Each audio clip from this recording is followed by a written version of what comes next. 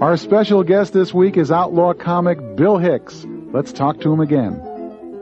Now, what have you been reading these days beside the news? Any books on your list that we should know about? Well, I'll tell you the last few books I read and see if you're interested or not. I read Tom Robbins' latest book, Skinny Legs and All. And I read a book called Jurassic Park about dinosaurs. And what'd you learn? The dinosaurs are really neat.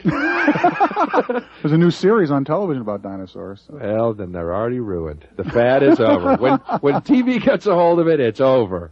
I hate having to move on my interest because TV keeps ruining it. Because they turn it into a sitcom. Right. Well, what attracted you to the subject of dinosaurs to read a book on it? Just intellectual interest, or? No, someone just turned me on to it. Said it's a good roller coaster read. A lot of books, when you're on the road, I call them airplane books. Mm-hmm. You know, you buy them in the terminal, and then you try and resell them at the next terminal saying, this page was ripped. They go, wait a minute, this has some of our in-flight turkey on that page. Oh, yeah, I did spill some food. What's your favorite town to do? Is there a favorite town for you? Or two or three? Yeah, I'd say Chicago, San Francisco, Austin, Texas. Those are great. West Palm Beach, Florida. You know, there's a lot of great. They're all the same. You know what I mean? That once you get a certain level of metropolitan life, the crowds are usually pretty cool. Mm-hmm. But I'm really neat. I'm really neat. I think it's really neat.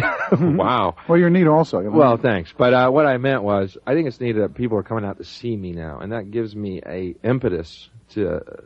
I have my crowd wherever I go. Mm-hmm. To a degree, and that gives me a great impetus. What do you think has helped you the most? The Letterman spots? Do you think that has been giving you the most? I think I asked the wrong question. No, I'd say honestly, what helped me the most was HBO. When I did a Rodney Dangerfield special like 4 years ago, and people still come up to me on this. Wow! And I guess that's the power. I'll tell you what that is. It's the power of not only cable that they rerun it, but it's the power of being yourself, as opposed to going on network TV and having to edit attitudes or material. When you go on cable, you're yourself, and so people instantly, you know, that the connection is made. Mm-hmm. It doesn't take a lot of sets to develop who you are for people. Mm-hmm. Couching your material in safe parameters. Right. You know, I was mentioning earlier that. Could you mention also that I'm funny? Because I realized during half of this that I feel like I'm running for the post of savior here. No, we're going to get into the funny stuff. We better get into some funny stuff. We're going to get lots of letters.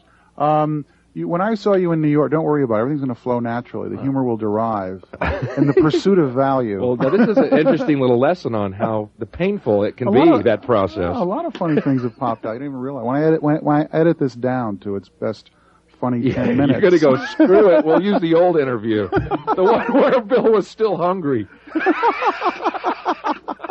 When he came in here with bits on stuff. What is this guy? What have people been feeding him out there on the road? You know, when I saw you in New York recently, and you mentioned your favorite cities to perform, and you did not mention New York City, and you said, "Well, this is raw data, just a question. That's all. I have no investment here." But when I saw you in New York, you had this attitude toward the audience. I mean, your show was brilliant, and I loved it, and everybody loved it. But in it was an attitude toward the audience for being New Yorkers, and I was curious about that. In fact, I'm so curious, I'm asking you now. Well, I'll tell you, when I moved up here, I had this idea of New York being a sophisticated, intellectual, liberal city. And when I got here, I found very conservative and very uptight people. Mm-hmm. That's all. And they are. I don't know what it is. And people go, oh, they're jaded. Well, no one's more jaded than me, Len. Not even the great city of New York. Sorry, I have my long suit is cynicism, and yet when I can't, when I say something, it bugs me when people come to the club stepping over bums and wading through dog urine, and come in and I say something on stage that offends them. You know what I mean? Ooh, did he say